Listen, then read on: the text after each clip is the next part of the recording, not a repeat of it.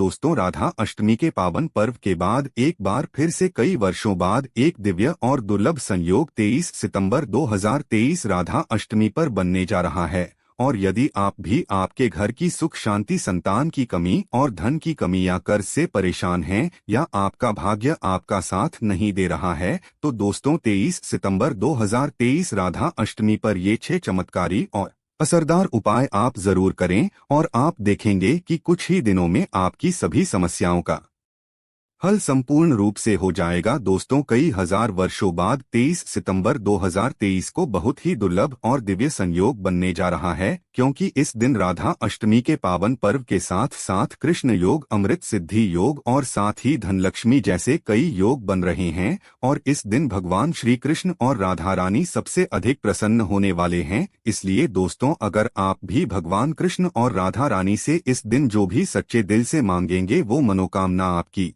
जरूर पूरी होगी। और इस दिन ये 6 उपाय करने से आपकी किस्मत चमक उठेगी। आखिर कौन से हैं हो पाए जो आपको सभी कष्टों से मुक्त कर देंगे, आज की इस वीडियो में हम आपको विस्तार से बताएंगे। इसलिए दोस्तों, वीडियो को आखिर तक जरूर देखें। और दोस्तों, अगर आप भी अपने जीवन में भगवान श्री कृष्ण और राधा रानी की कृपा पाना चाहते हैं तो इस वीडियो को लाइक करके कमेंट में जय श्री कृष्ण राधे राधे लिखना ना भूलें। दोस्तों, हिंदू धर्म में भाद्रपद मास के शुक्ल पक्ष की अष्टमी की तिथि का बहुत ज्यादा धार्मिक महत्व माना गया है, क्योंकि इस दिन भगवान श्री कृष्ण जी की प्रिय राधा रानी की जन्मोत्सव मनाया जाता है। राधा रानी की पूजा और व्रत से जुड़ा यह पर्व श्री कृष्ण जन्मोत्सव से ठीक 15 दिन बाद पड़ता है। इस साल यह व्रत 23 सितंबर 2023 शनिवार के दिन मनाया जाएगा। दोस्तों, हिंदू मान्यता के अनुसार भगवान श्री कृष्ण जी की पूजा और उनके लिए राधा अष्टमी पर रखा जाने वाला यह व्रत राधाष्टमी की पूजा के बगैर अधूरा माना जाता है। दोस्तों, भाद्रपद शुक्ल राधा अष्टमी 22 सितंबर को दोपहर 1:35 से प्रारंभ होगी और अगले दिन 23 सितंबर को दोपहर 12:17 पर समाप्त होगी। उद्या तिथि के चलते राधा अष्टमी का पर्व 23 सितंबर दिन शनिवार को मनाया जाएगा। इस दिन राधा जी की पूजा का शुभ मुहूर्त सुबह 11 बजे से दोपहर 1:30 बजे तक रहेगा। आइए अब जानते हैं राधा अष्टमी की पूजा की संपूर्ण विधि, जिसके बिना इस दिन की गई पूजा और व्रत अधूरे माने जाते हैं। यदि आप पहली बार राधा रानी के लिए व्रत रखने जा रहे हैं तो आपको 23 सितंबर की सुबह सूर्योदय से पहले उठना चाहिए। राधाष्टमी व्रत वाले दिन प्रातःकाल स्नान ध्यान करने के बाद भगवान सूर्य को अर्घ्य दें और उसके बाद राधा रानी के व्रत को विधि विधान से करने का संकल्प लें। इसके बाद घर के ईशान कोण या फिर अपने पूजा घर में राधा रानी की प्रतिमा या फोटो को पवित्र जल से शुद्ध एवं साफ कर ले। इसके बाद उनके आगे एक मिट्टी या तांबे का कलश में जल, सिक्के और आम्रपल्लवी रखकर उस पर नारियल रखें। राधा जी की फोटो या प्रतिमा को पीले कपड़े से बने आसन पर रखें और उसके बाद पंचामृत से स्नान कराएं। इसके बाद एक बार फिर उन्हें जल चढ़ाएं और पुष्प, चंदन, धूप, दीप, फल आदि अर्पित करके उनकी विधि विधान से पूजा और उनका श्रृंगार करें। राधा जी के व्रत में उन्हें भोग लगाने के बाद भगवान श्री कृष्ण की भी विधि विधान से पूजा करें और उन्हें भोग में फल और मिठाई के साथ तुलसी दल जरूर चढ़ाएं। इसके बाद राधा रानी के मंत्र का जाप या उनके स्तोत्र का पाठ करें। पूजा के अंत में श्री राधा जी और भगवान श्री कृष्ण की आरती करें और सभी को प्रसाद बांटें और स्वयं भी ग्रहण करें। सनातन परंपरा में राधा जी की पूजा एवं व्रत का बहुत ज्यादा महत्व माना गया है। हिंदू मान्यता के अनुसार यदि कोई भाद्रपद मास के शुक्ल पक्ष की अष्टमी वाले दिन उनका व्रत रखता है तो उसके जीवन के सभी पाप दूर हो जाते हैं और उसे अक्षय पुण्य की प्राप्ति होती है। हिंदू मान्यता के अनुसार राधा रानी की कृपा से साधक के सभी दुख पलक झपकते दूर होते हैं और उसकी सभी मनोकामनाएं पूरी होती है। और आज हम आपको 8 ऐसी वस्तुओं के बारे में बताने जा रहे हैं जो भगवान कृष्ण को अति प्रिय है। और इस दिन अगर आप ये उपाय कर लेते हैं तो भगवान श्री कृष्ण आपसे अति प्रसन्न होंगे और इस दिन कृष्ण भगवान के प्रसन्न होने से आपको राधा रानी जी का भरपूर आशीर्वाद मिलेगा। इसलिए दोस्तों, अगर आप भी भगवान कृष्ण और राधा रानी की असीम कृपा प्राप्त करना चाहते हैं तथा मां लक्ष्मी की कृपा प्राप्त करना चाहते हैं, अपनी मनोकामना को पूर्ण करना चाहते हैं तो राधाष्टमी आने से पहले ही इन वस्तुओं को अपने घर पर अवश्य लेकर आएं। अगर आप इन सभी वस्तुओं को घर में नहीं ला सकते हैं तो कम से कम आप इनमें से कोई भी एक वस्तु घर में अवश्य लेकर आएं और भगवान श्री कृष्ण को यह वस्तु अवश्य अर्पित करें ताकि राधा रानी आपसे खुश होकर आपकी सभी मनोकामनाएं पूर्ण कर सकें। दोस्तों, नंबर 1 भगवान गोपाल की अति प्रिय वस्तु है मोरपंख। कहा जाता है कि राधा रानी के महल में बहुत मोर हुआ करते थे। जब वो भगवान श्री कृष्ण की बांसुरी की धुन पर नृत्य करते थे तो उनके साथ में मोर भी नाच करते थे। एक दिन किसी मोर का पंख जमीन पर गिर गया, जिसे तुरंत उठाकर भगवान श्री कृष्ण ने अपने मस्तक पर सजा लिया। भगवान कृष्ण जी के मस्तक पर सजा मोर पंख राधा रानी के प्रेम की निशानी मानी जाती है। इसीलिए भगवान गोपाल के जन्मोत्सव की पूजा में मोर पंखों से उनकी हवा किए जाने का चलन है।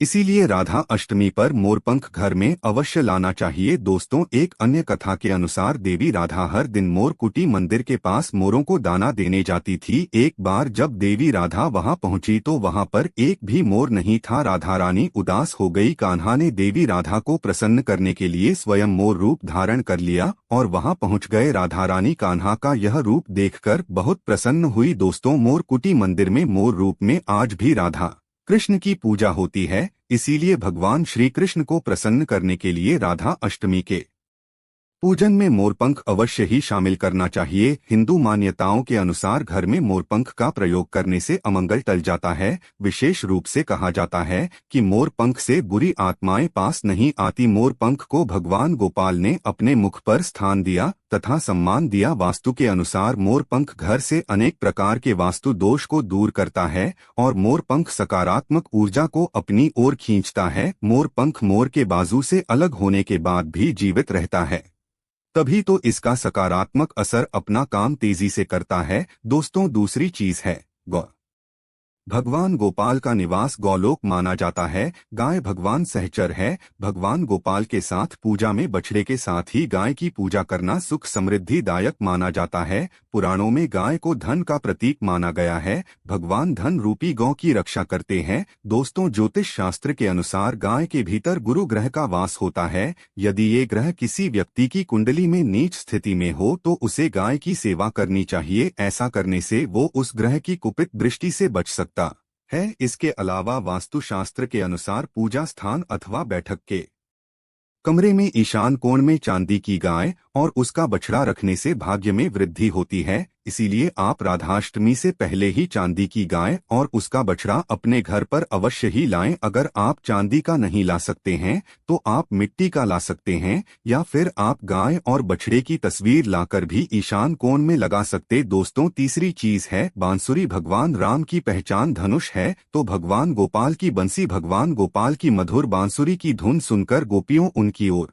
खींची चली आती थी। भगवान गोपाल की बंसी प्रेम और आनंद का प्रतीक है। बालकृष्ण गोपियों के साथ बंसी बजाकर रास रचाते थे और सृष्टि में प्रेम का संचार करते थे। दोस्तों, राधा अष्टमी के दिन भगवान श्री कृष्ण के श्रृंगार की सामग्री में बांसुरी को शामिल करने से गृहस्थी में प्रेम और आनंद आता है। भगवान कृष्ण को बांसुरी अर्पित करने के साथ ही आप अपने घर में बांसुरी को अवश्य ही लाएं। दोस्तों, माना जाता है कि जहां कहीं भी वास्तु दोष हो वहां बांसुरी लगाने से वास्तु दोष दूर हो जाता है। लेकिन ध्यान देना जरूरी है कि बांसुरी कभी भी सीधी नहीं लगानी चाहिए बल्कि इसे हमेशा तिरछा लगाने से लाभ मिलता है। साथ ही बांसुरी का मुंह हमेशा नीचे रहना चाहिए। इसके अलावा दाम्पत्य जीवन में तनाव या फिर कलहपूर्ण वातावरण रहता हो तो सिरहाने में बांसुरी रखकर सोने से बहुत अधिक लाभ मिलता है। दोस्तों, चौथी चीज है पीले वस्त्र। राधा अष्टमी के वक्त भगवान के बाल स्वरूप को पंचामृत से स्नान कराने के पश्चात पीले रंग के नए वस्त्र पहनाए जाते हैं।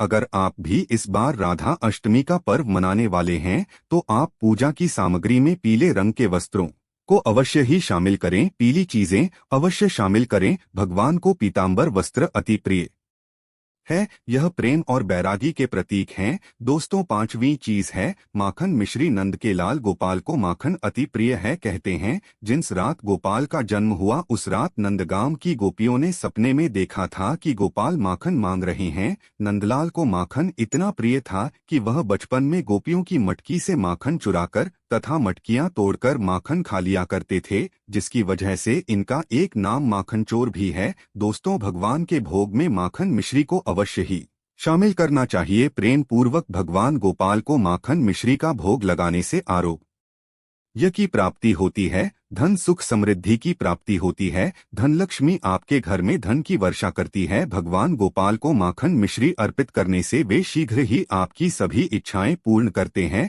दोस्तों, छठी चीज है झूला या फिर पालना। भक्ति भाव के भूखे बाल गोपाल को राधा अष्टमी पर झूला झुलाने की परंपरा चली आ रही है। यह ठीक उसी प्रकार से है जैसे बच्चे के जन्म के बाद उसे पालने में झुलाने से आनंद की प्राप्ति होती है, उसी प्रकार भक्तजन अपने प्रभु के बाल स्वरूप को पालने में झूला कर भक्ति के परम सुख को प्राप्त करते हैं। दोस्तों, भगवान को झूला या पालना भेंट करने से प्रेम और आनंद की प्राप्ति होती है और एक नारी को भगवान गोपाल की तरह ही एक सुंदर पुत्र की प्राप्ति होती है, जो कि ऐसा बालक भगवान गोपाल की तरह ही मनमोहक होता है, सुंदर होता है, आकर्षण से भरा होता है। दोस्तों, सातवीं चीज है मोर मुकुट। ज्योतिष गणना के अनुसार ऐसा माना जाता है कि भगवान कृष्ण की कुंडली में कालसर्प योग था, इसीलिए वे सदैव अपने मुकुट पर मोर का पंख हमेशा धारण करते थे। मोर और में भीषण शत्रुता होती है, इसीलिए मस्तक पर मोर मुकुट धारण करने से कालसर्प दोष का योग कम होता था। भगवान की पूजा में उन्हें मोर मुकुट पहनाने से काल सर्प दोष का प्रभाव दूर हो जाता है। दोस्तों, आठवीं चीज है गीता की पोथी। भगवान कृष्ण ने महाभारत के युद्ध के दौरान अपने प्रिय शाखा और पांडवों में श्रेष्ठ अर्जुन को गीता का उपदेश दिया था। गीता मुंह से निकालकर संसार देखने का मार्ग बताती है। इसे भगवान श्री कृष्ण की वाणी कहते हैं, जो मनुष्य को मुक्ति का मार्ग और कर्म पथ पर चलने का ज्ञान देती है। दोस्तों, इसीलिए भगवान की पूजा में गीता की पोथी जरूर रखनी चाहिए और रात में जागरण करते हुए गीता का पाठ हर हाल में अवश्य करना चाहिए। राधा अष्टमी के शुभ अवसर पर भगवान गोपाल की असीम कृपा प्राप्त करने के लिए आप राधाष्टमी से पूर्व ही इन चीजों को अपने घर पर अवश्य ही लेकर आए और इन्हें भगवान की पूजा में शामिल करें। ऐसा करने से आपको भगवान गोपाल और राधा रानी की असीम कृपा प्राप्त होगी, धन लक्ष्मी की कृपा प्राप्त होगी, सभी देवी देवता दोनों हाथों से आपके जीवन में धन की वर्षा करेंगे। दोस्तों, धार्मिक मान्यता के अनुसार इस शुभ दिन कुछ खास उपाय करने से साधक का कल्याण होता है। तो चलिए जानते हैं राधा अष्टमी के दिन किए जाने वाले अचूक उपायों के बारे में, जो कि आपकी किस्मत बदल देंगे। व्यापार नौकरी में लाभ के लिए, व्यापार में वृद्धि या नौकरी में आ रही बाधाओं को दूर करने के लिए इस दिन राधा रानी की पूजा करने के बाद एक चांदी का सिक्का लें और ओम राधा कृष्ण नम मंत्र का 108 बार जप करें और विधि विधान से पूजा पाठ के समापन के बाद ये सिक्का किसी लाल कपड़े में बांधकर अपनी तिजोरी यानी जहां पर भी आप पैसे रुपए और सोना चांदी रखते हैं वहां रखते। ऐसा करने से मां लक्ष्मी की कृपा आप पर सदैव बनी रहेंगी। मान सम्मान के लिए शास्त्रों के अनुसार इस दिन राधा रानी की पूजा करते समय अष्टमुखी दीपक का इस्तेमाल करना चाहिए। मान्यता है कि इस दिन अष्टमुखी दीपक में इत्र डालकर प्रज्वलित करने से समाज में मान सम्मान बढ़ता है और सुख समृद्धि की प्राप्ति होती है। इसके साथ ही आपके घर में मां लक्ष्मी का वास होता है। प्रेम संबंधों के लिए राधा अष्टमी के दिन पूजा करते समय भगवान श्री कृष्ण और राधा रानी की प्रतिमा के सामने कपूर रखें। पूजा के बाद इस कपूर को एक मिट्टी के दिए में रखकर बेडरूम में जलाएं और इसका धूप दिखाएं। इससे घर से नकारात्मक ऊर्जा दूर होती है और सकारात्मक ऊर्जा का संचार होता है। इसके फलस्वरूप पति पत्नी में प्रेम बढ़ता है और अखंड सौभाग्य की प्राप्ति होती है। मनपसंद जीवन साथी पाने के लिए, मनचाहा जीवन साथी पाने के लिए इस दिन भगवान श्री कृष्ण को हल्दी और चंदन का तिलक लगाना चाहिए और राधा रानी को कुमकुम का तिलक अर्पित करना चाहिए। वहीं प्रेम में सफलता पाने की इच्छा रखने वाले लोगों को इस दिन भोजपत्र लाकर उस भोजपत्र पर अपने प्रेमी या प्रेमिका का नाम सफेद चंदन से लिखकर राधा कृष्ण के चरणों में अर्पित कर देना चाहिए। वो उनसे सच्चे मन से प्रार्थना करनी चाहिए। ऐसा करने से आपको मनचाहा जीवन साथी मिलता है। तो आइए दोस्तों, अब जान लेते हैं राधा अष्टमी की व्रत कथा, जिसको सुनने मात्र से आपकी सभी मनोकामनाएं पूर्ण हो जाएगी और आपको सभी कष्टों से मुक्ति मिल जाएगी। दोस्तों, पौराणिक कथाओं के अनुसार राधा माता गोलोक में श्री कृष्ण के साथ निवास करती थी। एक बार देवी राधा गोलोक से कहीं बाहर गई, जब वापस आई तो देखा कि कृष्ण भगवान में नहीं है। उस समय भगवान श्री कृष्ण अपनी एक सखी राजा के साथ गोलोक में घूम रहे थे। यह बात जब राधा जी को मालूम हुई तो उन्हें गुस्सा आया और वो सीधे उनके के पास पहुंची गई। वहां पहुंचकर उन्होंने भगवान श्री कृष्ण को काफी भला बुरा कहा। राधा जी का यह व्यवहार भगवान श्री कृष्ण के मित्र श्रीदामा को बुरा लगा और उन्होंने राधा को पृथ्वी पर जन्म लेने का श्राप दे दिया। राधा रानी को इतने गुस्से में देखकर कृष्ण भगवान की सखी राजा भी वहां से चली गई। इस श्राप के बाद राधा ने बदले में श्रीदामा को श्राप देते हुए राक्षस कुल में जन्म लेने का श्राप दे दिया। राधा रानी के द्वारा दिए गए श्राप कारण ही श्रीदामा का जन्म शंखचूर दानव के रूप में हुआ था। दानव में जन्म लेने के बाद भी भगवान विष्णु का अनन्य भक्त बना। वहीं दूसरी ओर राधा रानी ने भी पृथ्वी पर वृषभानु के घर पुत्री के रूप में जन्म लिया, लेकिन राधा रानी वृषभानु जी की पत्नी देवी कीर्ति के गर्भ से नहीं जन्मी थीं। दरअसल जिस समय श्रीदामा और राधा रानी ने एक दूसरे को श्राप दिया, तब भगवान श्री कृष्ण ने राधा रानी से कहा कि आपको पृथ्वी पर देवी कीर्ति और वृषभानु जी की पुत्री के रूप में रहना है। इसके आगे भगवान श्री कृष्ण ने राधा रानी से कहा कि जब आप विवाह के योग्य हो जाएंगे तो आपका विवाह मनुष्य के अवतार में रायण नामक एक वैश्य से होगा। हालांकि वह भी मेरे अंश अवतारों में से ही एक होगा। आप धरती पर भी मेरी प्रियतम बनकर ही रहेंगी, परंतु हम दोनों को वहां बिछड़ने का दुख सहना होगा। ये राधा रानी, अब आप धरती पर जन्म लेने की तैयारी करें। सांसारिक दृष्टि में देवी कीर्ति गर्भवती हुई और उन्हें प्रसव भी हुआ, लेकिन देवी कीर्ति के गर्भ में योगमाया की प्रेरणा से वायु का प्रवेश हुआ और उन्होंने वायु को ही जन्म दिया। जब वह प्रसव पीड़ा से गुजर रही थी, उसी समय वहां देवी राधा रानी एक प्यारी सी कन्या के रूप में प्रकट हो गई। जिस दिन राधा रानी प्रकट हुई वह भाद्रपद शुक्ल पक्ष अष्टमी का दिन था, इसलिए भाद्रपद शुक्ल पक्ष अष्टमी को राधा रानी अष्टमी के रूप में जाना जाता है। इस दिन भगवान श्री कृष्ण और राधा रानी की पूजा की जाती है। इस व्रत को करने से हमें सभी सांसारिक सुख आनंद प्राप्त होते हैं। मान्यता के अनुसार इस व्रत को करने से धन की कमी नहीं होती और घर में बरकत बनी रहती है। दोस्तों, राधा के बिना श्री कृष्ण का व्यक्तित्व अपूर्ण माना जाता है। इस दिन यदि भगवान कृष्ण और राधा जी का पूजन करना शुभ माना जाता है, लेकिन यदि आप अपने जीवन की परेशानियों से मुक्ति पाना चाहते हैं तो आपको इस दिन अपनी राशि के अनुसार कुछ उपाय जरूर करने चाहिए। राधा अष्टमी पर राशि के अनुसार करें ये उपाय। मिथुन राशि, राधा अष्टमी के दिन मिथुन राशि के लोगों को दूध में थोड़ा सा घी मिलाकर उनका अभिषेक करना चाहिए और उन्हें पिस्ता या दूध से बनी मिठाई का भोग लगाएं। ऐसा करने से आपके वैवाहिक सुख में आ रही कमी दूर हो जाएगी। कर्क राशि के जातकों को राधा अष्टमी के दिन घी से राधा जी और कृष्ण जी का अभिषेक करना चाहिए और साथ ही उन्हें मीठे दही और केसर से बनी मिठाई का भोग लगाएं। ऐसा करने से आपकी स्वास्थ्य संबंधी परेशानी दूर हो जाएगी। मेष राशि, इस राशि वाले लोगों को इस दिन राधा जी और भगवान श्री कृष्ण का पंचामृत से अभिषेक करना चाहिए और उन्हें पंच मेवा का भोग जरूर लगाएं। ऐसा करने से आपके प्रेम जीवन में आ रही सभी तरह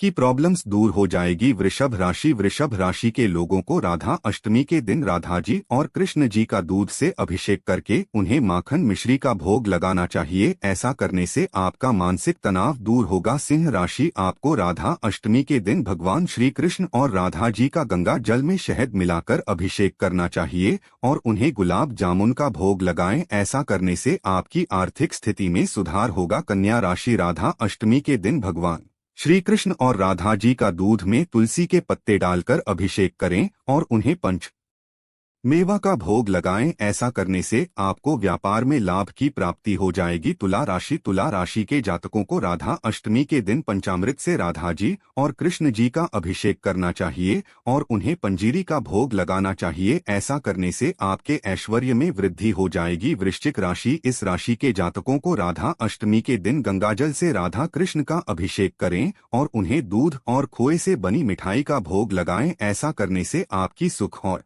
समृद्धि बढ़ेगी। धनु राशि के जातकों को राधा अष्टमी के दिन राधा और कृष्ण जी को पंचामृत में तुलसी और हल्दी डालकर उनका अभिषेक करें और उन्हें पंचमेवा और गुलाब जामुन का भोग लगाएं। ऐसा करने से आपकी संतान संबंधी सभी परेशानियां समाप्त हो जाएगी। कुंभ राशि, यदि आपको नौकरी में किसी प्रकार की कोई समस्या आ रही है तो आप राधा अष्टमी के दिन राधे जी और कृष्ण जी का पंचामृत से अभिषेक करें और उन्हें ऋतु फल का भोग लगाएं। मीन राशि के जातकों को राधा अष्टमी के दिन राधा जी और कृष्ण जी का शहद से अभिषेक करें और उन्हें केसर से बनी मिठाई का भोग लगाएं। ऐसा करने से आपको हर कार्य में सफलता की प्राप्ति होगी। मकर राशि। राधा अष्टमी के दिन मकर राशि के जातकों को गंगाजल से राधा और कृष्ण जी का अभिषेक करना चाहिए और उन्हें मेवे की बर्फी का भोग लगाएं। ऐसा करने से आपके जीवन की सभी परेशानियां समाप्त हो जाएगी। तो दोस्तों, ये थी राधा अष्टमी से जुड़ी संपूर्ण जानकारी। आशा करते हैं आपको पसंद आई होगी। दोस्तों,